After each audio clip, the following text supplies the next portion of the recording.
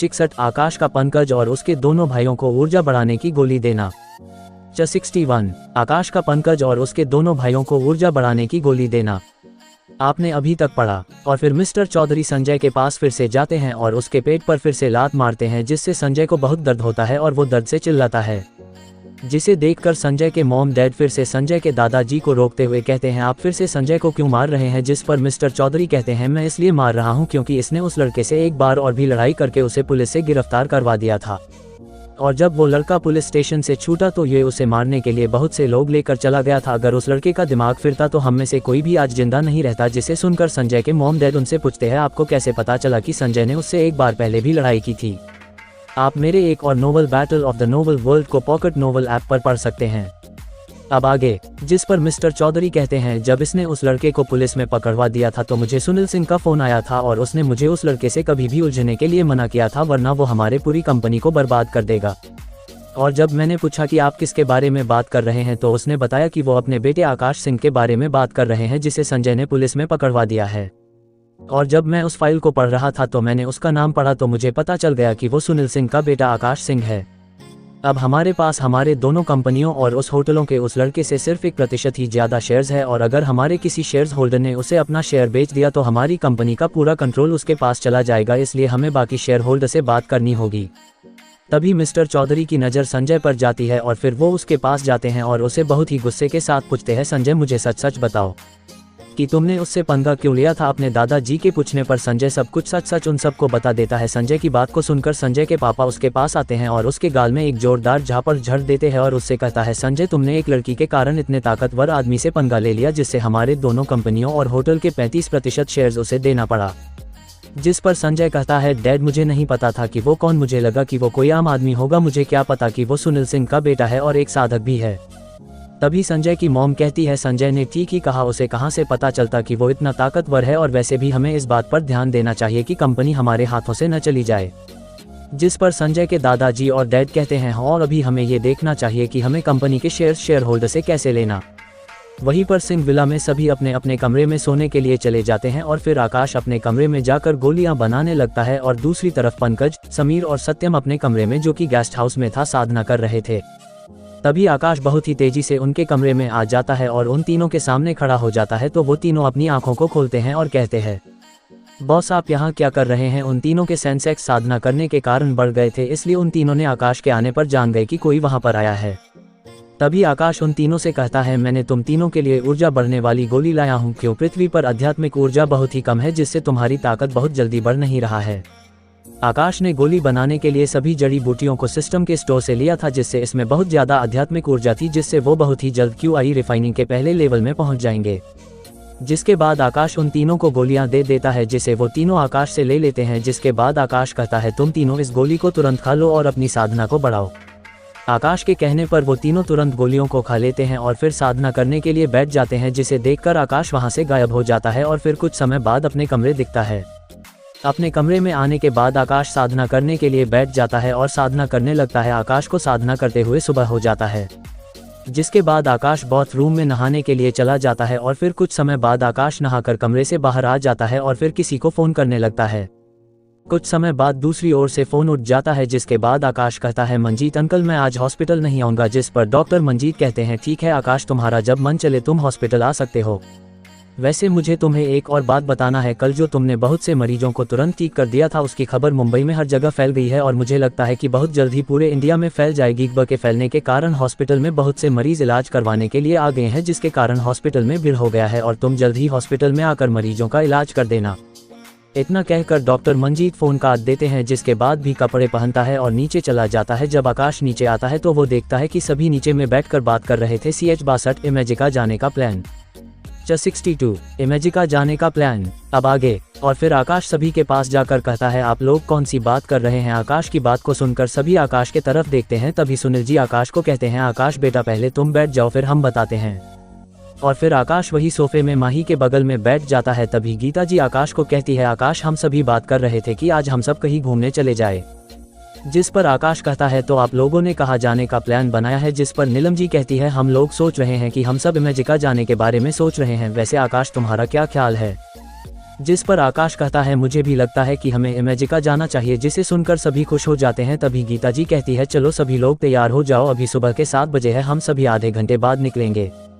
जिसके बाद सभी अपने अपने कमरे में तैयारी करने के लिए चले जाते हैं और फिर आकाश घर से बाहर आ जाता है और अपने बॉडीगार्ड्स को फ़ोन करके गार्डन में बुलाता है और वो भी गार्डन में जाकर बैठ जाता है। तभी एक मेड आकाश के लिए जूस और स्नैक्स लाती है और फिर आकाश जूस के ग्लास को उठाकर पीने लगता है। भी पंकज और उसके दोनों भाई वहां आ जाते हैं और आकाश को गुड मॉर्निंग बॉस कहते हैं, तो आकाश भी उन्हें गुड मॉर्निंग कहता है। उस मेड ने इस बात पर ध्यान नहीं दिया कि उन लोगों ने आकाश को छोटे बॉस नहीं बल्कि बॉस कहा है।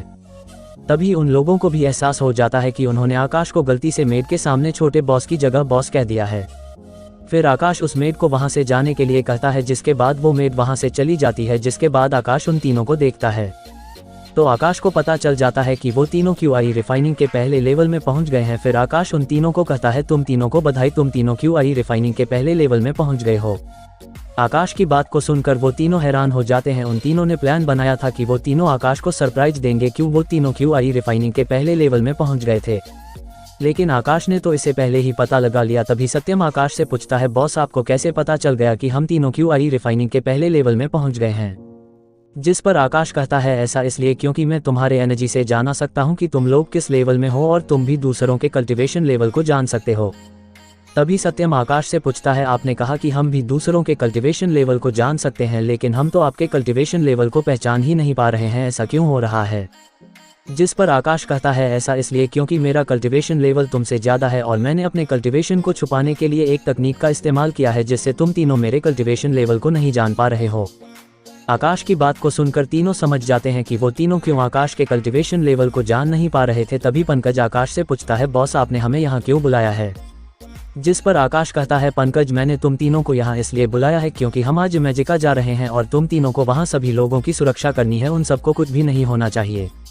जिस पर वो तीनों ठीक है बॉस कहते हैं। जिसके बाद आकाश वहां से उठकर घर के अंदर चला जाता है। कुछ समय बाद सभी अपनी अपनी तैयारी करके नीचे आ जाते हैं और फिर सभी बाहर आ जाते हैं। तभी दरवाजे के सामने एक चमचमाती कार खड़ी थी जो बिल्कुल आकाश के कार जैसा ही दिख रहा था। तभी गीता जी और सुनील जी आकाश के पास आकर कहते हैं आकाश ये तुम्हारी नई कार है। तभी गीता जी आकाश के चेहरे को देखती है और उससे पूछती है आकाश क्या तुम्हें ये कार पसंद नहीं आया है। जिस पर आकाश कहता है नहीं ये कार मुझे बहुत पसंद आया है। जिसे सुनकर गीता जी कहती है अच्छा है तुम्हें कार पसंद आ गया, हमें ये कार बहुत मुश्किल से मिला है क्योंकि इंडिया में जो कार था उसे किसी ने खरीद लिया है, इसलिए इस कार को हमने विदेश से मंगवाया है। CH63 आकाश और सभी ने की रोलर कोस्टर की सवारी। 63 अब आगे। जिसके बाद आकाश उस कार के पास जाता है और उसमें अपना फिंगरप्रिंट और आवाज सेट कर देता है, जिसे देखकर गीता जी कहती है आकाश लगता है कि तुम्हें इस कार के बारे में बहुत कुछ पता है। जिस पर आकाश बस मुस्कुरा देता है। तभी नीलम जी कहती है चलो अब हमें जल्दी करना चाहिए इमेजिका जाने के लिए, जिसे सुनकर माही, जिया और तन्वी आकाश के कार के पास जाने लगती है। तभी नीलम जी कहती है तुम तीनों वहां कहां जा रही हो, आज मैं आकाश के साथ जाऊंगी। यह सुनकर तीनों का मुंह बन जाता है और वो कहती है ठीक है आप आगे बैठ जाना, हम तीनों पीछे बैठ जाएंगे। जिसे सुनकर नीलम जी कहती है ठीक है तुम तीनों पीछे बैठ जाना। जिसके बाद आकाश कार का गेट खोलकर अंदर बैठ जाता है। जिसके बाद वो चारों भी कार में आकर बैठ जाते हैं और फिर गीता जी और सुनील जी भी अपने कार में जाकर बैठ जाते हैं। जब आकाश कार में बैठता है तो वो अपने जेब से एक पेन ड्राइव निकालता है और कार में लगा देता है। तभी कार से आवाज आता है system upgrade in process 1%, 25%, 80%, 99%, 100% system सफलतापूर्वक अपग्रेड हो गया है। तभी कार के स्क्रीन में एक चेहरा आ जाता है और फिर वो आकाश की तरफ देखते हुए कहता है वेलकम आकाश बॉस, बोलिए हमें कहाँ जाना है। जिस पर आकाश मुस्कुराते हुए कहता है हमें इमेजिका ले चलो। तभी कार से फिर से आवाज आता है इमेजिका के लोकेशन को सेट कर दिया है। जिसके बाद कार के स्क्रीन का वो चेहरा माही, जिया और तन्वी को देखकर कहता है वेलकम मिस माही, मिस तन्वी और मिस जिया। जिसके बाद वो नीलम जी की तरफ देखते हुए कहता है वेलकम मिसेस नीलम मल्होत्रा। उसकी बातों को सुनकर नीलम जी हैरान हो जाती है। वो कोई और नहीं बल्कि आकाश के कार का AI चेतन था जिसे आकाश ने दोनों कार से कनेक्ट कर दिया है। तभी नीलम जी हैरानी के साथ आकाश की तरफ देखते हुए कहती है आकाश ये क्या है और इसे हम सबके बारे में कैसे पता है। जिस पर आकाश कार को चालू करके आगे बढ़ाते हुए कहता है नीलम आंटी ये मेरा AI है जिसे मैंने बनाया है और साथ ये इंटरनेट से कनेक्ट है जिससे ये सभी के बारे में जानकारी आसानी से निकाल सकता है। इस बात को सुनकर कहती है आकाश तुमने ही इस इतने एडवांस AI को बनाया है, तुम तो बहुत ही जीनियस हो। जिस पर आकाश मुस्कुरा देता है। ऐसे ही बातें करते हुए सभी इमेजिका पहुंच जाते हैं। जिसके बाद कार को पार्किंग में पार्क करके सभी अंदर आ जाते हैं और फिर घूमने लगते हैं। तभी जिया को रोलर कोस्टर दिखाई देता है और वो रोलर कोस्टर में जाने को कहती है तो सभी उसमें जाकर बैठ जाते हैं। और फिर जब रोलर कोस्टर चालू होता है और रोलर कोस्टर ऊंचाई से नीचे आता है तो तीनों लड़कियां और आकाश के डैड और आंटी डर जाते हैं और डर के कारण चिल्लाने लगते हैं। उन सभी को देखकर गीता जी और आकाश हंसने लगते हैं। कुछ देर में रोलर कोस्टर रुक जाता है जिसके बाद सभी नीचे उतर जाते हैं, लेकिन नीचे उतरकर भी गीता जी की हंसी नहीं रुकती है। गीता जी को देखकर आकाश भी हंसने लगता है। ये पहली बार था जब आकाश इमोर्टल वर्ल्ड से आने के बाद इतना हंस रहा था। वही जब वो सभी गीता जी और आकाश को उन पर हंसता हुआ देखते हैं तो उनका मुंह बन जाता है। लेकिन जब सुनील जी और नीलम जी गीता जी को इतने सालों बाद हंसता हुआ देखते हैं तो उनके भी होठों में स्माइल आ जाता है। तभी आकाश सुनील जी को कहता है, डैड आप इतने बड़े होकर भी रोलर कोस्टर से डरते हैं। जिस पर सुनील जी आकाश को कहते हैं, आकाश अभी तो बहुत से झूले बचे हैं, उनमें भी हमें सवारी करना है। जब तुम भी झूले में डरोगे तो मैं भी यही कहूंगा। तभी गीता जी सुनील जी को डांटते हुए कहती है, सुनील आप मेरे बच्चे को कुछ नहीं कहेंगे। जिस पर सुनील जी चुप हो जाते हैं। भला कोई भी पति आज तक अपने पत्नी के सामने कुछ बोल पाया है। जिसके बाद सभी अलग अलग झूलों में जाते हैं। कभी सुनील डर जाते तो कभी गीता जी डर जाती तो कभी नीलम जी, माही, जिया और तन्वी डर जाते थे। लेकिन आकाश एक बार भी नहीं डरा था और वो उन सबकी हालत को देखकर हर बार हंसता था। जिसे देखकर वो सब आकाश से पूछते हैं, आकाश क्या तुम्हें डर नहीं लगता है? जिस पर आकाश कहता है, मुझे कभी भी डर नहीं लगता है। तभी सभी लोग आकाश से कहते हैं, ठीक है अब हम वाटर पार्क की तरफ चलते हैं। जिसके बाद सभी लोगों वाटर पार्क की ओर चले जाते हैं। CH64 स्विमिंग पूल में मस्ती। 64 स्विमिंग पूल में मस्ती आपने अभी तक पढ़ा, अब आगे। और फिर सभी वाटर पार्क पहुंच जाते हैं। जिसके बाद आकाश, माही, तन्वी और जिया वाटर स्लाइड में चले जाते हैं और स्लाइड करते हैं। वो सभी बार बार अलग अलग स्लाइड में जाते हैं और स्लाइड करते हैं। उन चारों को देखकर सुनील जी, गीता जी और नीलम जी स्माइल कर रहे थे। कुछ देर बाद सभी स्विमिंग पूल की ओर चले जाते हैं। जब सभी लोग स्विमिंग पूल की ओर जा रहे थे तभी दो लड़कियों की नज़र आकाश पर पड़ती है। तभी एक लड़की दूसरे लड़की से कहती है, देखना यार ये लड़का कितना हैंडसम और गुड लुकिंग है। जिस पर दूसरी लड़की कहती है, हो यार तूने सही कहा, ये लड़का बहुत ज़्यादा हैंडसम और गुड लुकिंग। तभी पहली लड़की कहती है, देखना मैं इसे अपना बॉयफ्रेंड कैसे बनाती हूँ। तभी वो दूसरी लड़की कहती है, मोनिका तू उस लड़के को तो छोड़ दे, तू हर महीना अपना बॉयफ्रेंड बदलती है। जिस पर मोनिका हंसते हुए कहती है, तू कहाँ कहाँ की बात लेकर बैठ गई, देख मैं कैसे इस लड़के को पटाती हूँ। इतना कहकर वो लड़की मोनिका आकाश की तरफ जाने लगती है और फिर आकाश के सामने जाकर खड़ी हो जाती है। इस वक्त आकाश अकेला था क्योंकि सभी लोग आगे चले गए थे। आकाश के सामने जाकर मोनिका आकाश की तरफ हाथ बढ़ाते हुए कहती है, हेलो मेरा नाम मोनिका है। लेकिन आकाश उससे न हाथ मिलता है और न ही उसके बातों को सुनता है। आकाश के सामने जाकर मोनिका आकाश की तरफ हाथ बढ़ाते हुए कहती है, हेलो मेरा नाम मोनिका है। लेकिन आकाश उससे न हाथ मिलता है और न ही उसके बातों को सुनता है। आकाश को पता चल गया था कि उस लड़की के इंटेंशन क्या है और उस लड़की के आभा से आकाश बता सकता था कि उस लड़की का कैरेक्टर अच्छा नहीं है।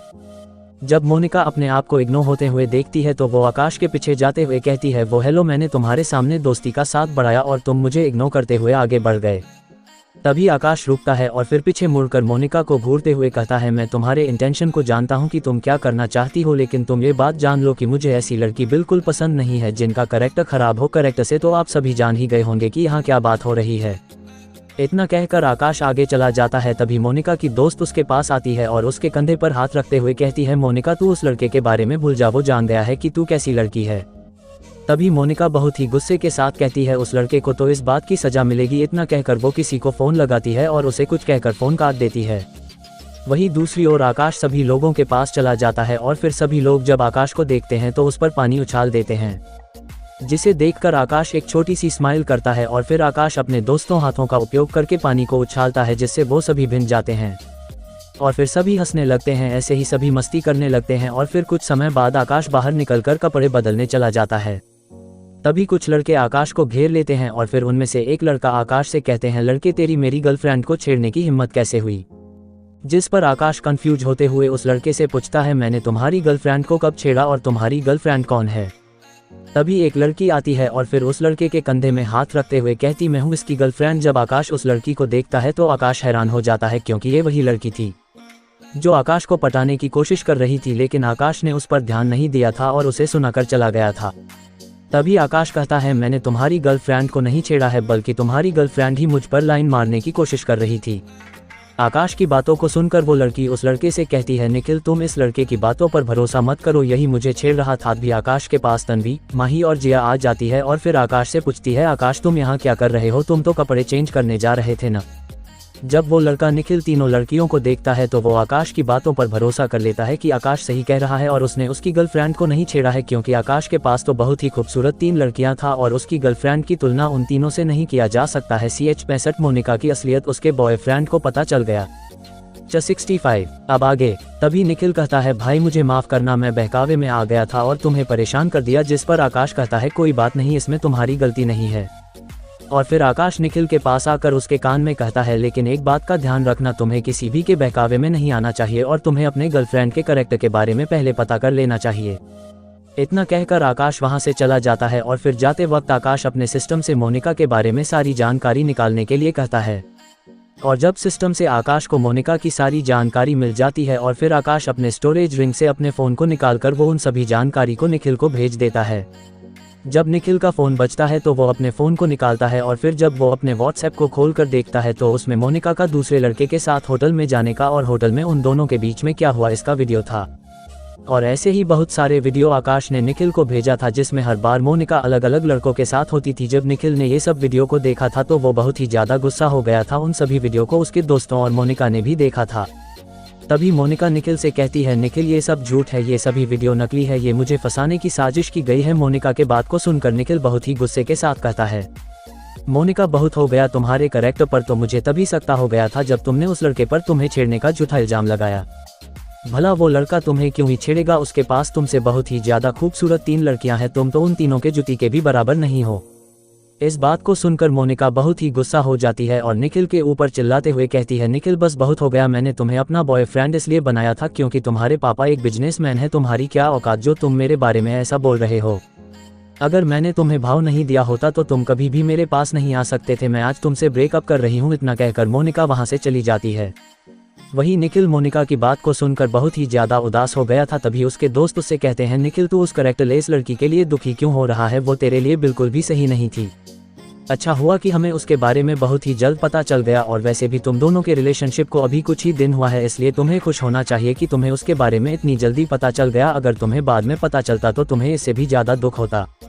उन सभी की बात को सुनकर निखिल को थोड़ा अच्छा महसूस होता है और फिर निखिल अपने दोस्तों से कहता है तुम लोग सही कह रहे हो, मुझे उस घटिया लड़की के लिए दुखी नहीं होना चाहिए, बल्कि इस बात की खुशी मनाना चाहिए कि मुझे उसके बारे पहले ही पता चल गया। तभी निखिल कुछ याद आता है और फिर वो अपने दोस्तों से पूछता है सक्षम, हर्षद और मोहित, वैसे वो कौन था जिसने मुझे उन सभी वीडियो को भेजा था। तभी सक्षम कहता है निखिल कहीं वो वही लड़का तो नहीं है जिसे मोनिका ने झूठ बोलकर फंसाने की कोशिश की थी।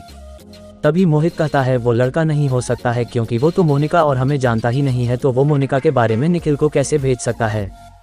तभी निखिल कहता है नहीं ये वही है, क्योंकि उसने मेरे कान में बोला था कि मुझे अपनी गर्लफ्रेंड के कैरेक्टर के बारे में पता लगाना चाहिए और उसके कुछ समय बाद मुझे वो सभी वीडियो मिला था। निखिल की बात को सुनकर उसके दोनों दोस्तों को लगता है कि निखिल सही कह रहा है, उस लड़के ने ही निखिल को वो सब जानकारी भेजा होगा। तभी निखिल कहता है वैसे वो लड़का कौन था, तुम लोग उस लड़के के बारे में पता करके मुझे बताओ।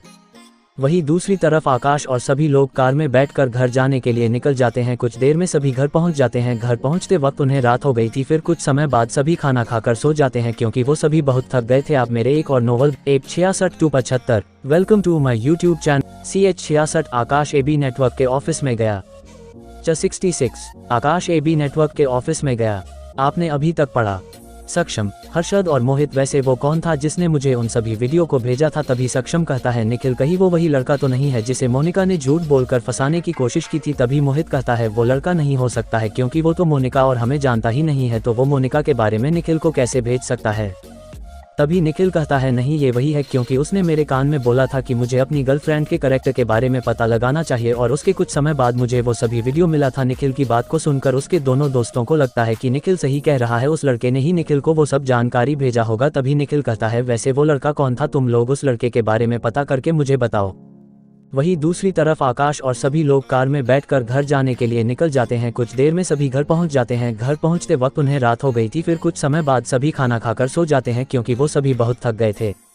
अब आगे। अगली सुबह आकाश उठता है और फिर नहाकर नीचे हॉल में चला जाता है। आज को भी हॉल में नहीं दिख रहा था क्योंकि सभी कल थके हुए रहने के कारण अभी तक सो रहे थे।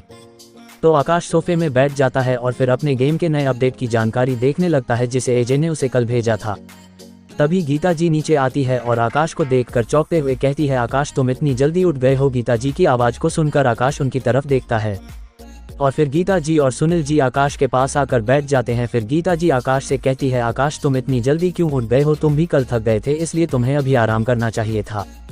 जिस पर आकाश कहता है, मॉम मुझे कॉलेज से जो छुट्टी मिली थी वो आज खत्म हो जाएगी तो मुझे आज हॉस्टल जाना पड़ेगा, इसलिए मैं जल्दी उठ गया हूँ ताकि मैं आप दोनों से थोड़ा बात कर लूँ। उसके बाद मैं माही और जिया को लेकर यूनिवर्सिटी चला जाऊंगा। आकाश की बात को सुनकर गीता जी थोड़ी मायूस होकर कहती है, आकाश तुम तो अभी ही आए थे और इतनी जल्दी तुम कॉलेज चले जाओगे भी। सुनील जी अपनी पत्नी गीता जी के कंधे पर हाथ रखते हैं, कहते हैं, गीता तुम मायूस क्यों हो रही हो, अभी आकाश ने यूनिवर्सिटी में एडमिशन लिया है और हमसे मिलने के लिए उसने अपने कॉलेज के दूसरे दिन ही छुट्टी लेकर हमारे पास आ गया है।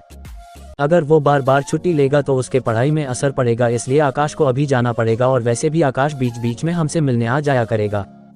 जिसे सुनकर गीता जी थोड़ा शांत होती है। तभी सभी लोग नीचे आ जाते हैं और आकाश, गीता जी और सुनील जी को देखकर निलंबित जी कहती है, तुम तीनों आपस में क्या बात कर रहे हो।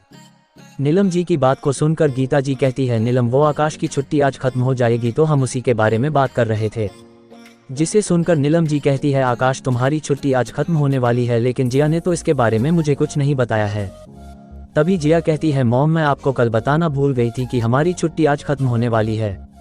तभी नीलम जी कहती है, कोई बात नहीं, वैसे तुम लोग कब निकलने वाले हो। जिस पर आकाश कहता है, आंटी हम सभी कुछ समय बाद निकलने वाले हैं। और फिर आकाश तीनों लड़कियों की तरफ देखते हुए कहता है, तुम तीनों जल्दी से तैयार हो जाओ, हम तन्वी को पहले उसके घर छोड़ देंगे और फिर हम तीनों यूनिवर्सिटी चले जाएंगे। आकाश के कहने पर वो तीनों तैयार होने चली जाती है और फिर वो चारों बातें करने लगते हैं। कुछ समय बाद सभी लड़कियां तैयार होकर नीचे आ जाती है और फिर आकाश, माही, जिया और तन्वी जाने वाली ही थे कि तभी गीता जी उनको रोकती है और फिर आकाश को एक कार्ड देते हुए कहती है, आकाश ये तुम्हारी पॉकेट मनी है, इसे तुम बेझिझक इस्तेमाल कर सकते हो और जब इस कार्ड में पैसे खत्म हो जाएगी तो हम इसमें पैसे डलवा देंगे। आकाश उस कार्ड को रख लेता है और फिर वो चारों बाहर निकल जाते हैं और कार में बैठकर निकल जाते हैं। कुछ दूर चलने के बाद माही और जिया आकाश से कहती है, आकाश तुमने सभी से ऐसा क्यों कहा कि हमारी छुट्टी आज खत्म होने वाली है। उन दोनों की बात को सुनकर आकाश कहता है, मैंने ऐसा इसलिए कहा है क्योंकि मुझे अभी कुछ दिनों तक काम है जो मैं घर में रहते हुए नहीं कर सकता हूँ, इसलिए मैं ये कहा। तभी जिया कहती है, वैसे आकाश अभी हम सब कहाँ जा रहे हैं। जिस पर आकाश कहता है, हम अभी एबी नेटवर्क के ऑफिस में जा रहे हैं। ऐसे ही बात करते करते वो चारों एबी नेटवर्क के ऑफिस बिल्डिंग के नीचे पहुंच जाते हैं और फिर वो चारों अंदर चले जाते हैं और सीधे मीटिंग रूम में चले जाते हैं। वहां पर एजे और निधि पहले ही मौजूद थी। जब दोनों आकाश को देखती है तो वो दोनों खड़ी हो जाती है और आकाश को गुड मॉर्निंग विश करती है। CH67 संजीवनी वाइन का फ्री में एडवर्टाइजमेंट। 67 संजीवनी वाइन का फ्री में एडवर्टाइजमेंट आपने अभी तक पढ़ा, अब आगे। जिस पर आकाश भी उन्हें गुड मॉर्निंग विश करता है और फिर जाकर बॉस के कुर्सी में जाकर बैठ जाता है। उन दोनों को देखकर आकाश कहता है, एजे और निधि, किंजल क्यों नहीं आई, मैंने तुम्हें फोन करके यहाँ आने के लिए कहा था। जिस पर निधि कहती है, बॉस किंजल आज एक कंपटीशन में हमारे नए वाइन को लेकर गई है। जिसे सुनकर आकाश कहता है, ठीक है, हम सब कुछ देर बाद किंजल के पास जाएंगे लेकिन उससे पहले हम वो बात कर लेते हैं जिसके लिए हम यहाँ आए हैं। जिस पर सभी अपना सिर हाँ में हिलाते हैं और फिर आकाश कहता है, निधि तुम एक नया कंपनी रजिस्टर करवाओ जिसमें मैंने जो सॉफ्टवेयर बनाया है उसे लॉन्च करेंगे। जिस पर निधि कहती है, ठीक है बॉस, मैं एक नई कंपनी रजिस्टर करवा दूंगी लेकिन बॉस हम सॉफ्टवेयर को कब लॉन्च करेंगे। जिस पर आकाश मुस्कुराता है और कहता है, निधि मैं वक्त पड़ने पर बता दूंगा कि हम सॉफ्टवेयर को कब लॉन्च करेंगे लेकिन अभी हमें किंजल के पास जाना चाहिए। इतना कहकर आकाश अपने जगह से उठ जाता है और मीटिंग रूम से बाहर जाने लगता है और फिर आकाश के पीछे सभी लड़कियां चली जाती है। कंपनी के ऑफिस के बाहर आने के बाद सभी अपने अपने कार में बैठकर किंजल से मिलने के लिए निकल जाते हैं। कुछ देर में सभी वहां पहुंच जाते जहां पर वो कंपटीशन हो रहा था। वहीं पर किंजल एक जगह पर खड़ी हुई थी और उसके सामने संजीवनी वाइन की बोतल रखी हुई थी और उसके पास कोई नहीं आ रहा था लेकिन बाकी सभी लोगों के पास लोगों की भीड़ थी। तभी कंपटीशन के दोनों जज जो सभी के वाइन को टेस्ट कर रहे थे कुछ समय बाद किंजल के पास आते हैं और फिर किंजल उन्हें वो वाइन देती है। जब वो दोनों जज वाइन को पीते हैं तो वो दोनों वाइन के टेस्ट में खो जाते हैं और जब उन्हें होश आता है तो वो बहुत ही उत्साह के साथ किंजल से कहते हैं, मिशन किंजल ये वाइन तो बहुत ही स्वादिष्ट है, हमने इतनी अच्छी वाइन अभी तक नहीं पी है, क्या आप हमें और वाइन दे सकती है। जिसे सुनकर किंजल बहुत खुश होती है और उन्हें और वाइन देती है। जब सभी लोग उन दोनों जज को उस वाइन की तारीफ करते सुनते हैं और उन्हें बार बार वाइन मांग कर पीते हुए देखते हैं तो वो सभी किंजल के पास जाकर वाइन लेकर पीते हैं और जब वो सभी वाइन को पीते हैं तो उन्हें संजीवनी वाइन बहुत अच्छी लगती है तो वो किंजल से और वाइन मांगते हैं। जिस पर किंजल कहती है, मेरे पास के सभी वाइन खत्म हो गए हैं इसलिए मैं आपको और वाइन नहीं दे सकती हूँ। तभी एक आदमी कहता है, मिस किंजल आपकी वाइन मार्केट में कब आएगी। जिस पर किंजल स्माइल करते हुए कहती है, संजीवनी वाइन मार्केट में 4-5 दिन बाद आएगा। क्योंकि हमारी कंपनी 2 दिन पहले ही बना है, इसलिए आपको इंतजार करना पड़ेगा। तभी एक और आदमी कहता है, मिस किंजल, आपने तो एक ब्यूटी प्रोडक्ट की कंपनी खोली थी। जिस पर किंजल कहती है, मैं यशोधरा ग्रुप ऑफ कंपनी की ओनर नहीं हूँ, उसके ओनर कोई और है और संजीवनी वाइन के कंपनी के ओनर भी वही है। किंजल की बात को सुनकर वो सभी लोग कहते हैं, हमें लगा था कि यशोधरा ग्रुप ऑफ कंपनी की ओनर आप है, लेकिन हमें लगा नहीं था कि उसके ओनर कोई और है। लेकिन क्या आप हमें यशोधरा ग्रुप ऑफ कंपनी के ओनर के बारे में बता सकती है? जिस पर किंजल मुस्कुराते हुए कहती है, यशोधरा ग्रुप ऑफ कंपनी के ओनर का नाम आकाश सिंह है और वो अभी यंग है, लेकिन मैं आपको इसके अलावा और कुछ भी नहीं बता सकती हूँ। किंजल के बात को सुनकर उससे आकाश के बारे में कोई कुछ भी नहीं पूछता है और फिर कुछ समय बाद कंपटीशन खत्म हो जाती है और इस कंपटीशन में किंजल जीत जाती है और पूरे न्यूज़ में संजीवनी वाइन का फ्री में एडवर्टाइजमेंट हो जाता है। जिसके बाद किंजल वहां से निकल जाती है और जब वो बाहर आती है तो निधि एजे की कार को देखती है और वो उनके पास जाने लगती है। आकाश की दोनों कार बिल्कुल एक जैसी थी, उस दोनों कारों में कोई भी फर्क नहीं बता सकता था। उन सभी के पास पहुंचकर किंजल निधि के कार में बैठ जाती है। निधि ने ही किंजल को पहले ड्रॉप किया था, इसलिए उसके पास अभी कार नहीं थी। किंजल के बैठने के बाद सभी अपने अपने कार को चालू करते हैं और वहां से चले जाते हैं। CH68 आकाश की कंपनी का नया गेम। 68 आकाश की कंपनी का नया गेम आपने अभी तक पढ़ा। अब आगे कुछ देर में सभी यशोधरा ग्रुप ऑफ कंपनी के मेन ऑफिस में पहुंच जाते हैं, जिसके बाद वो चारों मीटिंग रूम में चले जाते हैं और माही, तन्वी और जिया आकाश के ऑफिस रूम में जाकर बैठ जाते हैं।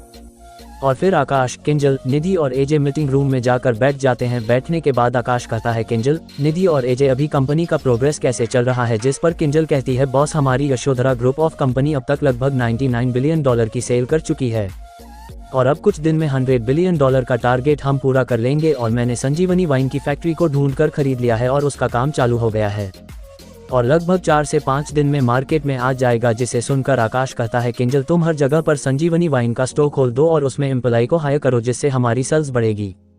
जिस पर किंजल हॉ में अपना सर हिला देती है। तभी निधि कहती है, बॉस, हमने AB नेटवर्क का नया अपडेट लॉन्च कर दिया है और हमारे इस ऐप के मेंबर्स बढ़ रहे हैं। और फिर एजे कहती है, बॉस, हमारे गेम की पॉपुलैरिटी पहले से ज़्यादा बढ़ गई है और हमने इसके नए अपडेट को भी लॉन्च कर दिया है, जो सभी लोगों को बहुत पसंद आ रहा है। जिसको सुनकर आकाश स्माइल करता है और एजे की तरफ एक पेन ड्राइव बढ़ाता है, जिसे देखकर एजे आकाश से पूछती है, बॉस, आप मुझे ये पेन ड्राइव क्यों दे रहे हैं और इस पेन ड्राइव में क्या है? एजे के पूछने पर आकाश कहता है, एजे, इस पेन ड्राइव में हमारी कंपनी का नया गेम है और इस गेम को तुम कुछ दिन बाद लॉन्च करना। जिस पर एजे कहती है, पर बॉस, हम इस गेम को कुछ समय बाद क्यों लॉन्च करेंगे? जिसे सुनकर आकाश कहता है, एजे, तुम समझी नहीं, अभी हमारे गेम वर्ल्ड डिस्ट्रॉयर का नया अपडेट आया है, जिसके कारण उसके प्लेयर बढ़ गए हैं और अगर हम एक नए गेम को लॉन्च करेंगे जो उस गेम से और भी अच्छा हुआ तो हमारे पिछले गेम के प्लेयर कम हो जाएंगे, जिससे हमें लॉस होगा। आकाश की बात को सुनकर सभी समझ जाते हैं कि आकाश ने नए गेम को कुछ समय बाद लॉन्च करने के लिए क्यों कहा है। और फिर कुछ देर में उन चारों की बात खत्म हो जाती है और फिर चारों मीटिंग रूम से बाहर आकर आकाश के ऑफिस रूम में चले जाते हैं और फिर वहां से आकाश तीनों लड़कियों को लेकर निकल जाता है और फिर चारों कार में बैठ जाते हैं। तभी आकाश कहता है, तन्वी, मैं तुम्हें पहले तुम्हारे घर छोड़ूं या फिर जिया और माही को उनके हॉस्टल छोड़ने के बाद तुम्हें तुम्हारे घर छोड़ दूंगा और वैसे भी मैं तुम्हारे डैड से मिलने के लिए तुम्हारे घर जाने वाला हूँ। आकाश के पूछने पर तन्वी कहती है, आकाश, तुम पहले जिया और माही को उनके हॉस्टल छोड़ दो, फिर हम मेरे घर चलेंगे। जिसे सुनकर आकाश कार चालू करता है और मुंबई यूनिवर्सिटी की तरफ बढ़ाने लगता है और फिर लगभग आधे घंटे बाद वो सभी मुंबई यूनिवर्सिटी के पास पहुंच जाते हैं। जिसके बाद आकाश माही और जिया को वहां छोड़कर कार चालू करके तन्वी के घर की तरफ चला जाता है। तभी रास्ते के बीच में तन्वी आकाश से कहती है, आकाश, अगर तुम इतने ज्यादा अमीर हो तो तुम हॉस्पिटल में मरीजों का इलाज क्यों करते हो? तन्वी की बात को सुनकर आकाश स्माइल करता है और फिर तन्वी की तरफ देखते हुए कहता है, तन्वी, मैं सिर्फ मरीजों को ठीक करने के लिए हॉस्पिटल में काम करता हूँ और वैसे भी तुम जान ही गई होगी कि मैं 3 कंपनियों का मालिक हूँ, जिसके कारण मुझे पैसे की कोई कमी नहीं है। जिसे सुनकर तन्वी के मन में आकाश के लिए इज्जत और भी बढ़ जाती है। तभी तन्वी एक और सवाल पूछती है, वैसे आकाश, क्या तुम्हारी कोई गर्लफ्रेंड है? जिस पर आकाश मुस्कुराते हुए कहता है, नहीं, मेरी कोई गर्लफ्रेंड नहीं है और अभी तक मेरी कोई भी गर्लफ्रेंड नहीं बनी है। आकाश के बात को सुनकर तन्वी खुश हो जाती है।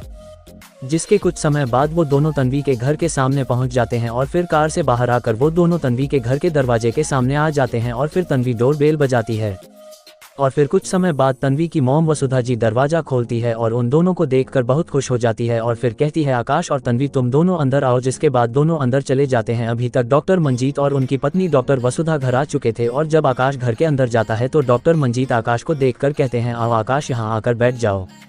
जिसके बाद आकाश सोफे में जाकर बैठ जाता है और कहता है, अंकल, हमें दादाजी का इलाज करने के लिए लखनऊ जाना हो। आकाश की बात को सुनकर डॉक्टर मंजीत खुश होते हुए कहते हैं, तो आकाश तुमने अपना मन बना लिया कि तुम अपने दादाजी का इलाज करोगे। CH69 आकाश पहुंचा लखनऊ। 69 आकाश पहुंचा लखनऊ। आपने अभी तक पढ़ा, अब आगे। जिस पर आकाश हॉ में सिर हिला देता है और फिर डॉक्टर मंजीत कहते हैं, ठीक है विराज, हम लखनऊ चलेंगे, पहले हम डिनर कर ले। फिर सभी डिनर करने के लिए डाइनिंग टेबल में बैठ जाते हैं और डिनर करने लगते हैं। कुछ देर में सभी डिनर कर लेते हैं और फिर डॉक्टर मंजीत और आकाश वहां से निकलने के लिए दरवाजा खोलते ही है कि तभी वो दोनों देखते हैं कि आकाश के तीनों बॉडीगार्ड्स दरवाजे के सामने ही खड़े थे। उन तीनों को देखकर आकाश कहता है, तुम तीनों यहाँ क्या कर रहे हो? जिस पर पंकज कहता है, बॉस आपके मॉम डैड को आपकी चिंता हो रही थी, इसलिए उन्होंने हमें आपको सीक्रेटली आपको प्रोटेक्ट करने के लिए कहा था, इसलिए हम आपको ढूंढने के लिए मुंबई यूनिवर्सिटी गए थे, लेकिन आप हमें वहां नहीं मिले। तो हमने मिस माही से आपके बारे में पूछा तो उन्होंने बताया कि आप यहाँ हैं, इसलिए हम तीनों यहाँ आ गए। उन तीनों की बात को सुनकर आकाश कहता है, ठीक है हम दोनों लखनऊ जा रहे हैं, इसलिए तुम दोनों भी हमारे साथ चलो। इतना कहकर आकाश कार के पास जाने लगता है और फिर वो चारों भी आकाश के पीछे चले जाते हैं और फिर सभी कार में बैठ जाते हैं और फिर आकाश कार को एयरपोर्ट की तरफ बढ़ाने लगता है। कुछ समय बाद सभी एयरपोर्ट के सामने पहुंच जाता है और फिर आकाश अपने कार के चेतन को ऑटोमेटिक ड्राइव करके उसके ब्लू स्काई विला चले जाने का कमांड देता है, जिसके बाद कार वहां से चला जाता है और फिर वो सभी एयरपोर्ट के अंदर चले जाते हैं और फिर कुछ समय बाद वो सभी एरोप्लेन में जाकर बैठ जाते हैं और फिर एरोप्लेन टेक ऑफ करता है और फिर सभी सुबह होते ही लखनऊ पहुंच जाते हैं। जिसके बाद सभी बाहर जाने लगता है, तभी वो देखते हैं कि एक आदमी डॉक्टर मंजीत के नाम का बोर्ड लिए हुए खड़ा है, जिसे देखकर वो सभी उस आदमी के पास चले जाते हैं। तभी वो आदमी कहता है, डॉक्टर मंजीत मैम ने मुझे आपको घर लाने के लिए भेजा है। डॉक्टर मंजीत ने पहले ही फोन करके बता दिया था कि वो धवल जी का इलाज करने के लिए आ रहे हैं, इसलिए ही आकाश की दादी आर्या जी ने ही उस आदमी को उन सबको घर तक लाने के लिए भेजी थी। जिसके बाद सभी बाहर एयरपोर्ट से बाहर जाते हैं तो उन दोनों के सामने दो कार आकर खड़ी हो जाती है, जिसके बाद सभी कार में बैठ जाते हैं और फिर लगभग आधे घंटे बाद दोनों कार सिंह विला के सामने आ जाती है। जब सिक्योरिटी गार्ड उन दोनों कार को देखते हैं तो गेट को खोल देते हैं और फिर दोनों कार गेट के अंदर चली जाती है और विला के सामने आकर रुकती है। तो फिर सभी कार से उतर जाते हैं। तभी एक सर्वेंट उन सभी को ग्रिड करता है और फिर उन्हें घर की तरफ ले जाने लगती है। जब वो सभी अंदर जाते हैं तो उन्हें 3 लोग सोफे में बैठे हुए दिखाई देते हैं। वो लोग आकाश के बड़े पापा, बड़ी माँ और उसकी दादी थी। अंदर जाकर डॉक्टर मंजीत आर्या जी के पास चला जाता है और उनके पैर छूता है, जिसे देखकर आर्या जी डॉक्टर मंजीत को उठाते हुए कहती है, मंजीत तुझे मेरे पैर छूने की कोई जरूरत नहीं है, तू तो मेरे गले लग जा। इतना कहकर आर्या जी डॉक्टर मंजीत को गले लगा लेती है। जिसके बाद आर्या जी का बेटा यानी आकाश के बड़े पापा रेहान जी डॉक्टर मंजीत के पास आते हैं और उन्हें गले लगाते हुए कहते हैं, मंजीत तू बहुत दिनों बाद आया है। जिस पर डॉक्टर मंजीत रेहान जी से अलग होते हुए कहते हैं, रेहान भैया आप तो जानते ही है न कि मैं एक डॉक्टर हूँ और डॉक्टरों का काम बहुत होता है, जिस कारण मैं आप लोगों से मिलने नहीं आ पा रहा था। तभी आकाश की बड़ी माँ नताशा जी कहती है, लेकिन मंजीत भैया आपको हमसे मिलने तो आना चाहिए था, मैं आपसे बहुत गुस्सा हूँ। जिस पर डॉक्टर मंजीत अपना कान पकड़कर कहते हैं, भाभी देखो मैंने अपने कान पकड़ लिया है, इसलिए आप मुझे माफ कर दीजिए। जिस पर नताशा जी हंसते हुए कहती है, ठीक है मैंने आपको माफ किया। तभी डॉक्टर मंजीत आकाश की तरफ इशारा करते हुए कहते हैं, आंटी भैया और भाभी ये डॉक्टर AR है जो अंकल का इलाज करने के लिए आए हैं। आकाश को देखकर वो सभी चौंक जाते हैं, क्योंकि वो देख पा रहे थे कि आकाश अभी बहुत छोटा है, लेकिन वो सब आकाश के बॉडीगार्ड्स को नहीं पहचान पा रहे थे, क्योंकि आकाश और उसके बॉडीगार्ड्स ने मास्क पहन रखा था। भी आकाश के बड़े पापा आकाश के पास आते हैं और अपना हाथ बढ़ाते हुए कहते हैं, हेलो डॉक्टर AR मैं रेहान सिंह हूँ। जिस पर आकाश भी उनसे हाथ मिलाता है। जिसके बाद आकाश उनसे कहता है, आपके डैड कहाँ हैं, मैं उनका चेकअप कर लेता हूँ। आकाश के कहने पर रेहान जी आकाश और डॉक्टर मंजीत को एक रूम की तरफ ले जाते हैं। उनके साथ आर्या जी और नताशा जी भी गई थी। आकाश ने अपने तीनों बॉडीगार्ड्स को वही रहने के लिए कहा था, इसलिए वो तीनों हॉल में ही रुके थे। जब वो सभी एक रूम के अंदर जाते हैं तो वो देखते हैं कि एक बूढ़ा आदमी बेड पर लेटा हुआ था और उसके आसपास बहुत से मशीन लगे हुए थे। CH70 आकाश ने किया अपने घर दादा का इलाज। 70 आकाश ने किया अपने घर दादा का इलाज।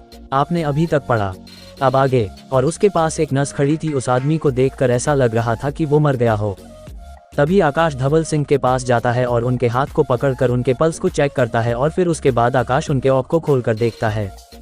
तभी डॉक्टर मंजीत आकाश के पास आते हैं और उससे पूछते हैं, आकाश तुम्हें कुछ पता चला? जिस पर आकाश कहता है, हाँ मुझे इनकी बीमारी के बारे में पता चल गया है, लेकिन इनकी बीमारी को पूरी तरह से ठीक करने के लिए एक बहुत ही खास प्रकार की जड़ी बूटी की जरूरत होगी, जो हमें शायद ही मिल पाएगी। तभी रेहान जी आकाश के पास आते हैं और उससे पूछते हैं, तो क्या इसका मतलब डैड कभी ठीक नहीं हो पाएंगे? जिस पर आकाश कहता है, मैंने कहा था कि इनकी बीमारी को पूरी तरह से ठीक करने के लिए उस जड़ी बूटी की जरूरत है। मैंने ये नहीं कहा कि मैं इन्हें अभी ठीक नहीं कर सकता हूँ, लेकिन एक बात जान लीजिए कि अगर मैंने इन्हें अभी ठीक किया तो 1 साल के बाद इनकी मौत हो जाएगी। आकाश की बात को सुनकर रेहान जी कहते हैं, अगर आपने इनका इलाज अभी नहीं किया तो क्या होगा? जिस पर आकाश कहता है, इनके पास अभी सिर्फ 1 ही साल बचा है, अगर मैंने इनका इलाज नहीं किया तो ये ऐसे ही बेड पर पड़े 1 साल बाद वैसे भी मर जाएंगे। आकाश की बात को सुनकर वहां पर खड़े सभी लोगों के आंख में आंसू आ जाते हैं। तभी आकाश कहता है, आप लोग चिंता मत करिए, मैं इनका इलाज अभी कर देता हूं और मैं 1 साल के अंदर उस जड़ी बूटी को ढूंढकर इनका पूरा इलाज कर दूंगा। जिस पर रेहान जी कहते हैं, ठीक है डॉक्टर, आप डैड का इलाज कर दीजिए। जिसे सुनकर आकाश धवल सिंह के पास जाते हैं और फिर अपने पॉकेट से सिल्वर निडल निकालकर उनके एक्यूपंक्चर पॉइंट में चुभाता है, जिसके कुछ ही पल बाद उनका हाथ हिलता है, जिसे देखकर आकाश सभी सिल्वर निडल को उनके शरीर से निकाल देता है और फिर उनसे दूर होकर हो जाता है। जब आर्या जी धवल जी के हाथ को मिलता हुआ देखती है तो वो उनके पास चली जाती है और फिर कुछ देर बाद धवल जी अपने आंखों को खोल देते हैं और फिर अपने सामने अपनी पत्नी को देखकर उनके आंखों में आंसू आ जाता है और फिर कहते हैं, आर्या तुम कैसी हो? धवल जी को बातें करते हुए देखकर आर्या जी के आंसू जो अभी थम गए थे वो वापस बहने लगते हैं, जिसे देखकर धवल जी आर्या जी के आंसू को पोंछने के लिए हाथ बढ़ाते हैं और उनके आंसू को पोंछते हुए कहते हैं, आर्या तुम क्यों रो रही हो? देखो मैं पूरी तरह से ठीक हो गया हूँ।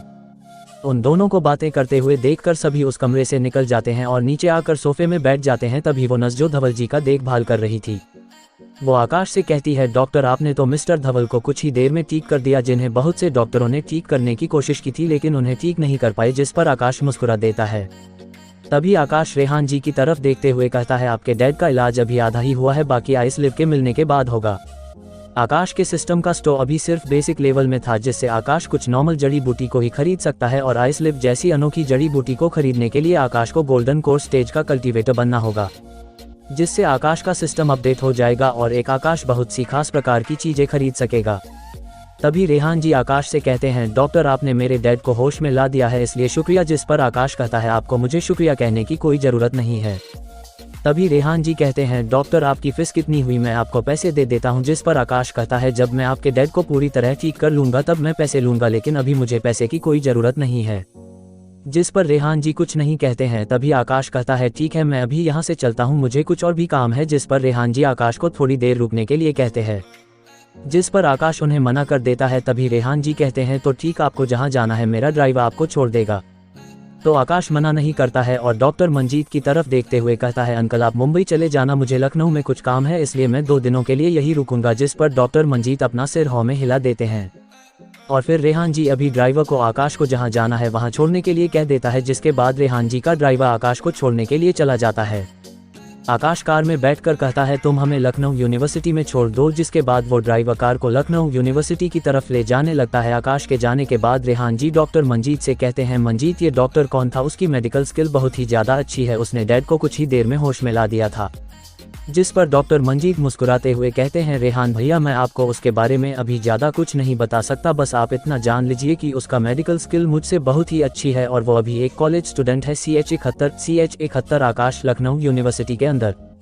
71 आकाश लखनऊ यूनिवर्सिटी के अंदर आपने अभी तक पढ़ा, अब आगे। जिसे सुनकर रेहान जी कहते हैं, वो अभी एक स्टूडेंट है फिर भी उसकी मेडिकल स्किल इतनी अच्छी है। वैसे मंजीत वो कौन से मेडिकल कॉलेज में पढ़ रहा है? जिस पर डॉक्टर मंजीत कहते हैं, रेहान भैया वो किसी मेडिकल कॉलेज का स्टूडेंट नहीं है, बल्कि वो तो BCom की पढ़ाई कर रहा है। डॉक्टर मंजीत की बात को सुनकर रेहान जी चौंकते हुए कहते हैं, क्या वो मेडिकल कॉलेज का स्टूडेंट नहीं है, लेकिन फिर भी उसका मेडिकल स्किल तो बहुत ही अच्छा है। जिस पर डॉक्टर मंजीत मुस्कुरा देते हैं। वहीं पर आधे घंटे बाद आकाश और उसके तीनों बॉडीगार्ड्स को वो ड्राइवर लखनऊ यूनिवर्सिटी पहुंचा देता है। जिसके बाद वो चारों लखनऊ यूनिवर्सिटी के अंदर जाने लगते हैं। तभी किसी की नज़र आकाश पर पड़ता है और फिर वो आकाश के तरफ जाने लगता है और फिर आकाश के पास जाकर उसे गले लगा लेता है और कहता है, आकाश भाई तू यहाँ क्या कर रहा है? तो आकाश मुस्कुराते हुए कहता है, अभय मैं यहाँ कुछ काम से आया था। वो कोई और नहीं आकाश का दोस्त अभय था। जिसे सुनकर अभय कहता है, आकाश भाई तू किस काम से यहाँ आया है? जिस पर आकाश कहता है, अभय तू मेरे साथ चल, वही तुझे पता चल जाएगा। आकाश के कहने पर अभय भी उनके साथ जाने लगता है। तभी अभय आकाश के तीनों बॉडीगार्ड्स की तरफ देखकर कहता है, आकाश भाई तेरे साथ ये तीनों लोग क्या कर रहे हैं और इन तीनों ने अपने चेहरे पर मास्क क्यों लगा रखा है? जिस पर आकाश कहता है, अभय ये तीनों मेरे बॉडीगार्ड्स है। आकाश की बात को सुनकर अभय कंफ्यूज हो जाता है और फिर आकाश से कहता है, आकाश भाई तूने 3 बॉडीगार्ड्स कैसे रख लिया? तू तो अभी सिर्फ कॉलेज में ही पढ़ता है और न ही तू किसी कंपनी का मालिक है, तो तूने बॉडीगार्ड्स क्यों रख लिया और तू इनके पैसे कैसे देगा? जिस पर आकाश मुस्कुराते हुए कहता है, अभय तू अपने फ़ोन में AB ग्रुप ऑफ कंपनी के बारे में सर्च कर, जिससे तुझे तेरे सभी सवालों के जवाब मिल जाएंगे। और फिर अभय आकाश के कहने पर एबी ग्रुप ऑफ कंपनी के बारे में सर्च करता है और जब अभय एबी ग्रुप ऑफ कंपनी के ओनर के बारे में देखता है तो वो चौंक जाता है और फिर आकाश की तरफ देखते हुए कहता है, आकाश तू एबी ग्रुप ऑफ कंपनी का मालिक है, पर तूने मुझे क्यों नहीं बताया था। जिस पर आकाश मुस्कुराते हुए कहता है, अभय अब तुझे पता चल गया कि मैंने बॉडीगार्ड्स कैसे रख लिया है। जिस पर अभय कहता है, हाँ मुझे पता चल गया कि तूने बॉडीगार्ड्स क्यों रख लिया है, लेकिन तूने मुझे पहले क्यों नहीं बताया कि तू एबी ग्रुप ऑफ कंपनी का मालिक है। जिस पर आकाश कहता है, मेरे मॉम डैड को भी नहीं पता है कि मैं एबी ग्रुप ऑफ कंपनी का मालिक हूँ। आकाश की बात को सुनकर अभय चौंकते हुए कहता है, क्या तूने अंकल आंटी को भी नहीं बताया है कि तू एबी ग्रुप ऑफ कंपनी का मालिक है। जिस पर आकाश कहता है, मैं वक्त आने पर उन्हें इसके बारे में बता दूंगा। वो दोनों बात कर ही रहे थे कि वो सभी प्रिंसिपल ऑफिस के सामने आ जाते हैं। तभी आकाश रुकते हुए कहता है, हम आ गए। आकाश की बात को सुनकर सभी रुक जाते हैं और फिर अभय प्रिंसिपल ऑफिस को देखकर कहता है, आकाश भाई तुम्हें प्रिंसिपल ऑफिस में क्या काम है। अभय की बात को सुनकर आकाश मुस्कुरा देता है और फिर प्रिंसिपल ऑफिस के अंदर जाने लगता है तो वो चारों भी आकाश के पीछे चले जाते हैं। जब लखनऊ यूनिवर्सिटी के प्रिंसिपल सुधीर खन्ना आकाश को देखते हैं तो आकाश और उसके चारों साथियों को बैठने के लिए कहते हैं तो वो सभी जाकर चेयर में बैठ जाते हैं। तभी प्रिंसिपल सुधीर खन्ना कहते हैं, तो आकाश तुम आ गए म्यूजिक क्लास के स्टूडेंट्स को म्यूजिक सिखाने। जिस पर आकाश मुस्कुरा देता है। तभी प्रिंसिपल सुधीर खन्ना कहते हैं, आकाश आज तुम्हारी क्लास दोपहर के 1 बजे है। तभी आकाश कहता है, तो मैं क्लास में कैसे जाऊंगा, मुझे तो क्लास कहाँ है ये भी नहीं पता है। तभी प्रिंसिपल सुधीर खन्ना कहते हैं, हाँ आकाश मैं किसी स्टूडेंट को बुलाता हूँ जो तुम्हें क्लास तक ले जाएगा। तभी अभय कहता है, प्रिंसिपल सर इसकी कोई ज़रूरत नहीं है, मैं म्यूजिक क्लास का स्टूडेंट हूँ, मैं आकाश को क्लास तक ले जाऊँगा। जिस पर प्रिंसिपल सुधीर खन्ना कहते हैं, तो तुम म्यूजिक क्लास के स्टूडेंट हो तो ठीक है, तुम आकाश को अपने क्लास में ले जाना। जिस पर अभय अपना सिर हाँ में हिला देता है। तभी प्रिंसिपल सुधीर खन्ना आकाश की तरफ ID कार्ड बढ़ाते हुए कहते हैं, आकाश ये तुम्हारा प्रोफेसर वाला ID कार्ड है। तो आकाश उस ID कार्ड को ले लेता है। तभी आकाश के सिस्टम से आवाज आता है, आपका मिशन लखनऊ यूनिवर्सिटी का टीचर बने कंप्लीट हो गया है, इसलिए आपका लेवल बढ़ाया जा रहा है। अब आप एक गोल्डन कोर स्टेज के कल्टीवेटर बन गए हैं। अब आप एक गोल्डन कोर स्टेज के कल्टीवेटर बन गए हैं, इसलिए आपको एक हथियार मिलता है और एक लकी ड्राव और फ्री स्पिन करने का मौका मिलता है। आपके सिस्टम के स्टोर को अपग्रेड किया जा रहा है। अब आपके सिस्टम का स्टोर अपग्रेड हो गया है, इसलिए इनाम में आप सिस्टम के स्टोर से कोई भी एक सामान आधे दाम में खरीद सकते हैं। CH72 अभय का परफॉर्मेंस। 72 अभय का परफॉर्मेंस आपने अभी तक पढ़ा। अब आगे। इस नोटिफिकेशन के आने के बाद आकाश के होठों में स्माइल आ जाती है, जिसके बाद आकाश उस ID कार्ड को अपने पॉकेट में रख लेता है और फिर कहता है, ठीक है अंकल मैं यहाँ से चलता हूँ। और फिर वो सभी वहाँ से चले जाते हैं। प्रिंसिपल ऑफिस के बाहर आ जाने के बाद अभय कहता है, आकाश भाई तुम कब म्यूजिक के टीचर बन गए। जिस पर आकाश उस दिन क्या क्या हुआ था वो सब अभय को बता देता है। आकाश की बात को सुनकर अभय कहता है, तो ऐसे तू म्यूजिक का टीचर बना था। वो दोनों बात कर ही रहे थे कि तभी एक लड़की आकर अभय के गले लग जाती है और कहती है, अभय तुम कहाँ चले गए थे, मैं कब से तुम्हें ढूंढ रही हूँ। जिस पर अभय उस लड़की को अपने आप से अलग करते हुए कहता है, दीपाली आज मेरा बेस्ट फ्रेंड आया है इसलिए मैं उसी के साथ था। जिसके बाद अभय दीपाली को आकाश को दिखाते हुए कहता है, दीपाली ये मेरा बेस्ट फ्रेंड आकाश है और आकाश भाई ये मेरी गर्लफ्रेंड दीपाली है। अभय की बात को सुनकर आकाश और दीपाली एक दूसरे को हेलो कहते हैं। तभी अभय आकाश से कहता है, आकाश भाई मैंने तो अपनी गर्लफ्रेंड को तुझे दिखा दिया है, लेकिन तू कब अपनी गर्लफ्रेंड को मुझे दिखाएगा। जिस पर आकाश मुस्कुराते हुए कहता है, अभय मेरी कोई गर्लफ्रेंड नहीं है। जिस पर अभय कहता है, आकाश भाई तू मुझे झूठ मत बोल, मैंने देखा है कि माही तुझे पसंद करती है और जरूर उसने तुझे अपने मन की बात कह दिया होगा। अभय की बात को सुनकर आकाश कहता है, अभय तू क्या बकवास कर रहा है। जिस पर अभय कहता है, आकाश भाई मैं कोई बकवास नहीं कर रहा हूँ। जिस पर आकाश कहता है, ठीक है अब हम ये बात छोड़ते हैं, वैसे तू बता अभी तेरी म्यूजिक कितना अच्छा हो गया है। जिस पर अभय उछलते हुए कहता है, आकाश भाई मैं आपको अभी गा कर सुनाता हूँ। इतना कहकर अभय वहीं से जा रहे एक स्टूडेंट से उसका गिटार मांगता है, तो वो अभय को अपना गिटार दे देता है। जिसके बाद अभय गाना गाने लगता है, जिसे सुनकर बहुत से स्टूडेंट बहुत झूम जाते हैं। कुछ देर में अभय गाना गाना बंद कर देता है तो सभी स्टूडेंट ताली बजाने लगते हैं, क्योंकि सभी को अभय का गाना पसंद आया था। जिसके बाद अभय गिटार को उस स्टूडेंट को दे देता है जिससे उसने गिटार को लिया था और फिर वो आकाश के पास जाकर कहता है, आकाश भाई आपको मेरा गाना कैसे लगा। जिस पर आकाश स्माइल करते हुए कहता है, अभय तुमने बहुत अच्छा गाया, क्या तुम अभी होने वाले कंपटीशन में हिस्सा लिया है। जिस पर अभय कहता है, हाँ मैं हिस्सा लिया है और मैं 2 दिन बाद मुंबई जाने वाला हूँ। जिस पर आकाश स्माइल करते हुए कहता है, अभय मैं परसों मुंबई जा रहा हूँ, इसलिए तुम मेरे साथ चले जाना। जिस पर अभय मान जाता है। तभी अभय आकाश के कान के पास जाकर कहता है, आकाश भाई आप तो बहुत अच्छा गाते हैं और आपके YouTube और इंटरनेट में बहुत सारे फैंस हैं, मैंने आपकी वीडियो को देखा है, आप बहुत अच्छा गाते हैं। अभय की बात को सुनकर आकाश कहता है, अभय लेकिन मैंने तो गाना गाते में अंधेरे में था और सभी को सिर्फ मेरा हाथ और गिटार ही दिख रहा था, तो तुमने मुझे कैसे पहचान लिया? जिस पर अभय कहता है, आकाश भाई मैंने आपकी आवाज़ को सुनकर आपको पहचान लिया था कि वो गाना आपने ही गाया था।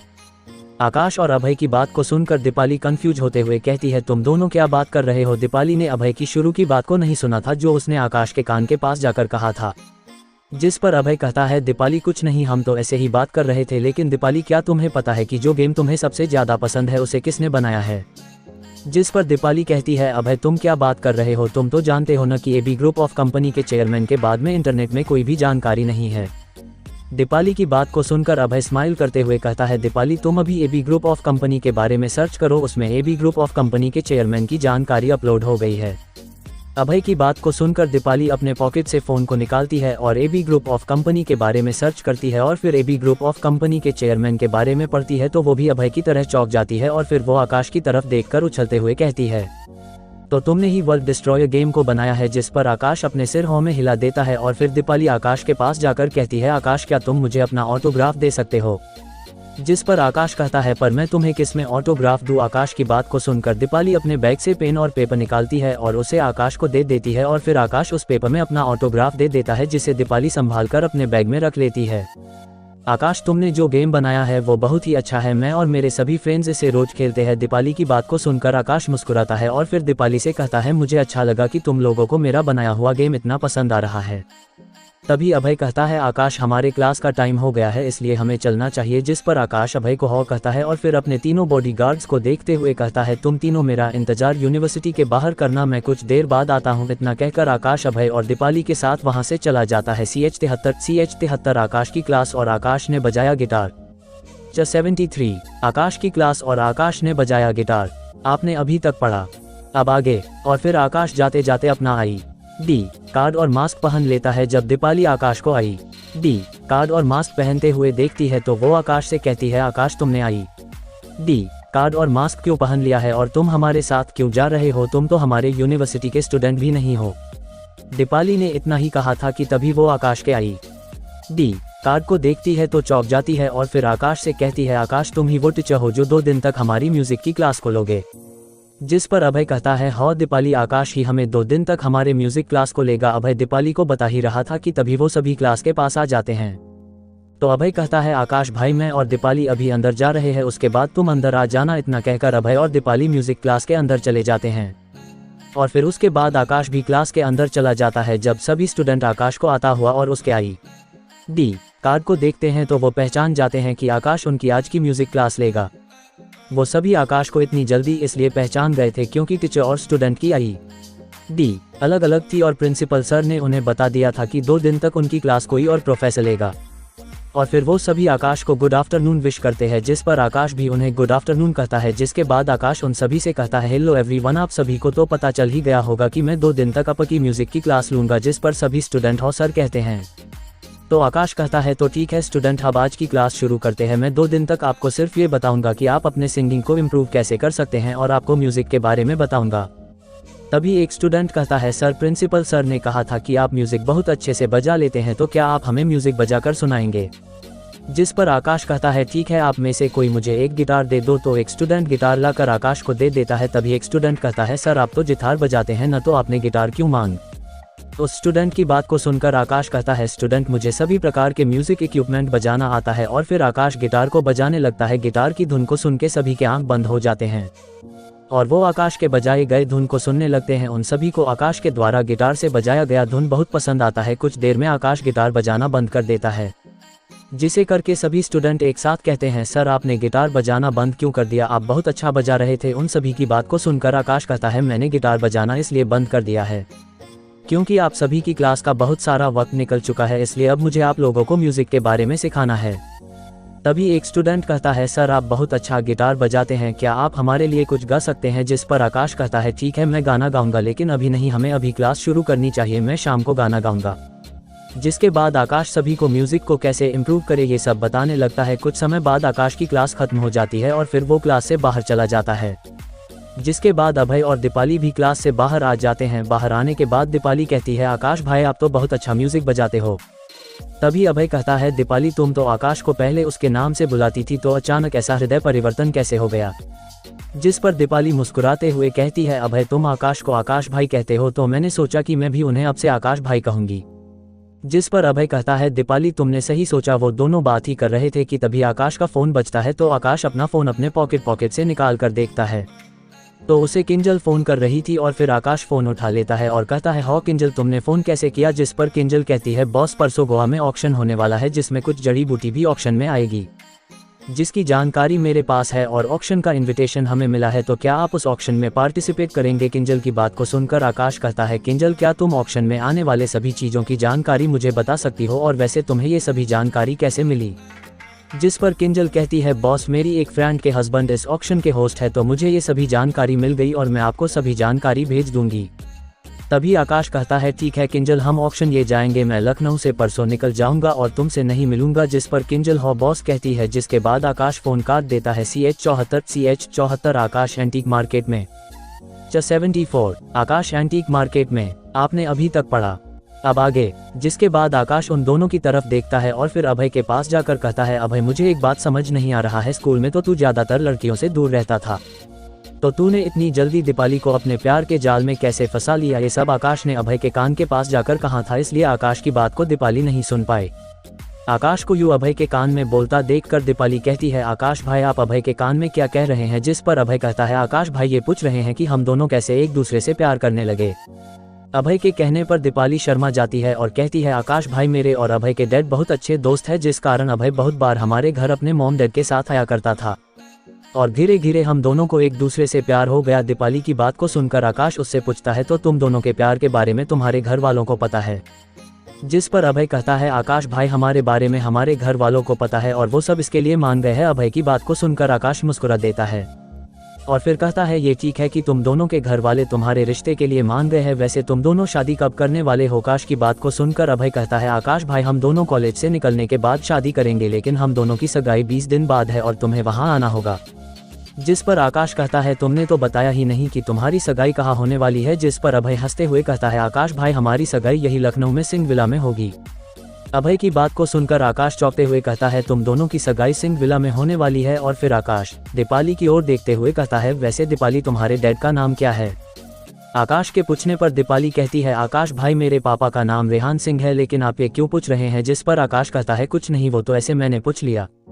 तभी अभय कहता है, आकाश भाई कुछ देर में हमारी एक और क्लास है, जिसके बाद हम सब कहीं घूमने जाएंगे। जिसके बाद अभय और दीपाली वहां से चले जाते हैं और फिर विराज यूनिवर्सिटी के बाहर आ जाता है। तभी विराज के पास पंकज, समीर और सत्यम आ जाते हैं, जिन्हें देखकर आकाश कहता है, हम लोगों को एंटीक मार्केट जाना है, तो तुमने कार का इंतजाम किया है? जिस पर वो तीनों जी बॉस कहते हैं और फिर वो आकाश को एक कार 2 कार की तरफ दिखाते हैं जो एक SUV थी, और फिर आकाश एक कार में बैठ जाता है, तो पंकज उस कार के ड्राइविंग सीट पर बैठ जाता है और उसके दोनों भाई दूसरे कार में बैठ जाते हैं और फिर वो सभी कार चालू करके वहां से चले जाते हैं। कुछ समय बाद वो सभी एंटीक मार्केट पहुंच जाते हैं और फिर कार पार्क करने के बाद पंकज आकाश के लिए दरवाजा खोलता है, तो विराज कार के बाहर आ जाता है और फिर विराज एंटीक मार्केट के अंदर जाने लगता है और आकाश के पीछे उसके तीनों बॉडीगार्ड्स आ रहे थे। तभी आकाश एक दुकान के सामने रुकता है, जहां से आकाश को बहुत ही ज्यादा आध्यात्मिक ऊर्जा महसूस हो रही है और फिर आकाश उस दुकान के पास जाता है, तो उसे एक अंगूठी दिखाई देता है जिसमें आकाश को आध्यात्मिक ऊर्जा महसूस हो रही थी। तो आकाश उस दुकान के मालिक की तरफ देखते हुए कहता है, ये अंगूठी कितने की है? आकाश की बात को सुनकर वो दुकानदार पहले आकाश की तरफ देखता है और फिर उस अंगूठी की तरफ देखता है जिसके ओर आकाश ने इशारा किया था, और फिर वो दुकानदार कहता है, ये अंगूठी 500 रुपए की है। उस अंगूठी का दाम पता चलने पर आकाश कहता है, ठीक है तुम मुझे इस अंगूठी को दे दो। इतना कहकर आकाश उस दुकानदार को अपने पास से 500 दे देता है और फिर वो दुकानदार आकाश को उस अंगूठी को दे देता है और फिर आकाश वहां से जाने लगता है। तभी आकाश को पीछे से कोई रुकने के लिए कहता है, तो आकाश रुककर उस ओर देखता है। तभी आकाश के सामने एक आदमी आ जाता है और आकाश को देखते हुए कहता है, तुमने जो अंगूठी खरीदी है उसे क्या मैं देख सकता हूँ? जिस पर आकाश उस आदमी को मना नहीं करता है और उस आदमी को वो उस अंगूठी को दे देता है। जब वो आदमी उस अंगूठी को देखता है तो उसके आंखों में चमक आ जाती है और फिर वो आदमी आकाश की तरफ देखते हुए कहता है, बच्चे ये अंगूठी मौर्य वंश के समय की है और इस अंगूठी की कीमत 60 लाख रुपए है। मैं तुम्हें 65 लाख रुपए दूंगा, तुम मुझे ये अंगूठी बेच दो। जिस पर आकाश उस आदमी की तरफ देखते हुए कहता है, ठीक है मैं आपको ये अंगूठी बेच दूंगा। CH75 आकाश को मिला लाल रंग का ब्रेसलेट। 75 आकाश को मिला लाल रंग का ब्रेसलेट। आपने अभी तक पढ़ा। अब आगे। आकाश की बात को सुनकर वो बड़ा आदमी खुश हो जाता है, जिसके बाद आकाश उस आदमी को अपना अकाउंट डिटेल दे देता है। जिसके बाद वो बुरा आदमी आकाश के अकाउंट में 65 लाख रुपए डाल देता है। इधर आकाश और उस बुरे आदमी की बात को सुनकर वो दुकानदार बहुत दुखी हो जाता है, क्योंकि उसने 65 लाख की अंगूठी को सिर्फ 500 रुपए में बेच दिया था। पैसे मिलने के बाद आकाश वहां से जाने लगता है। तभी वो आदमी आकाश को रोकते हुए कहता है, लड़के तुम्हारा नाम क्या है? उस आदमी की बात को सुनकर आकाश कहता है, मेरा नाम आकाश है। तभी वो बुरा आदमी आकाश की तरफ हाथ मिलाने के लिए अपना हाथ बढ़ाते हुए कहते हैं, मेरा नाम ऋषभ कुलकर्णी है। और फिर वो कहते हैं, आकाश मुझे लगता है कि एंटीक के बारे में तुम्हारा ज्ञान बहुत ज़्यादा है, तो क्या तुम मेरे साथ एंटीक के नीलामी घर चलोगे? जिस पर आकाश उन्हें मना नहीं करता है और उनके साथ एंटीक के नीलामी घर चला जाता है। कुछ देर में वो सभी वहां पहुंच जाते हैं तो आकाश देखता है कि आधी ओर सभी टेबल्स में मिट्टी के टुकड़े रखे हुए थे और आधी तरफ सभी टेबल्स में बहुत सी चीजें रखी हुई थी। तभी वो आदमी आकाश की तरफ देखते हुए कहते हैं, आकाश यहाँ बहुत से एंटीक चीजें रखी हुई है और ये सभी मिट्टी के बड़े टुकड़े जमीन की खुदाई करके निकाला गया है। अगर इसमें तुम्हें कोई एंटीक सामान मिल जाता है तो ठीक है, वरना तुम्हारे सभी पैसे डूब जाएंगे। ये बिल्कुल जुए जैसा है। तभी आकाश उन मिट्टी के टुकड़ों को अपने आध्यात्मिक शक्ति से चेक करता है तो उन सभी में कुछ भी खास आकाश को नहीं दिखता है। तभी आकाश की नज़र एक मिट्टी के टुकड़े पर पड़ती है जिसमें एक लाल रंग का ब्रेसलेट था और उसमें बहुत ही ज्यादा मात्रा में आध्यात्मिक ऊर्जा आकाश को महसूस हो रही थी। तभी विराज की नज़र एक और मिट्टी के टुकड़े पर पड़ती है जिसके अंदर आकाश को एक तांबे का टोकन दिखाई देता है जिसे सोने के रंग से रंगा हुआ था।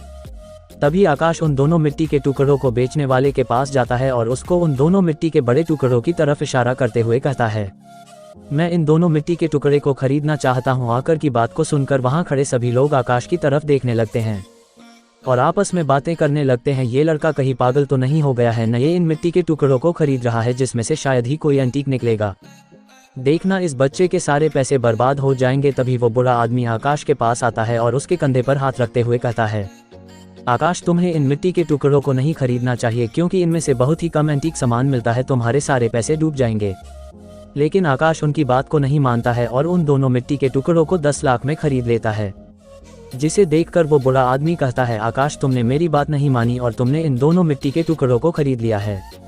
अब तुम इसे साफ करवा के देख लो, शायद तुम्हें कोई एंटीक सामान मिल जाए। तभी आकाश उस आदमी से कहता है जिससे आकाश ने उन दोनों मिट्टी के टुकड़ों को लिया है, क्या आप इन्हें साफ कर सकते हैं? जिस पर वो आदमी तुरंत उन दोनों को साफ करने लगता है। जब वो आदमी पहले मिट्टी के टुकड़े को साफ करता है तो उसके अंदर से लाल रंग का ब्रेसलेट निकलता है जिसमें बहुत लाल रंग के डायमंड लगा हुआ था, जिसे वो आदमी आकाश को दे देता है और फिर दूसरे मिट्टी के टुकड़े को साफ करने लगता है। कुछ देर बाद साफ करने पर उसमें से एक टोकन निकलता है। उन दोनों सामान को देखकर सभी लोग आकाश पर हंसने लगते हैं, लेकिन आकाश उन सभी लोगों पर ध्यान नहीं देता है। तभी ऋषभ जी आकाश के पास आते हैं और कहते हैं, आकाश क्या मैं इन दोनों सामानों को देख सकता हूँ? ऋषभ जी की बात को सुनकर आकाश कहता है, आप इन्हें देख सकते हैं, लेकिन मैं आपको पहले ही बता देता हूँ कि मैं इन दोनों सामान को नहीं बेचने वाला हूँ। जिस पर ऋषभ जी कहते हैं, ठीक है, मैं तुम्हें इन सामानों को बेचने के लिए नहीं कहूँगा, लेकिन अब तो तुम इन्हें मुझे देखने के लिए दे सकते हो। जिस पर आकाश ऋषभ जी को ब्रेसलेट और उस टोकन को दे देता है। जब ऋषभ जी उस ब्रेसलेट को ध्यान से देखते हैं तो उनकी आंखें चमक जाती है और फिर वो ऋषभ जी उछलते हुए कहते हैं, ये तो वही है, ये सच में वही है। उनको इस तरह से देखकर सभी लोग के चेहरे में कंफ्यूज के भाव आ जाते हैं।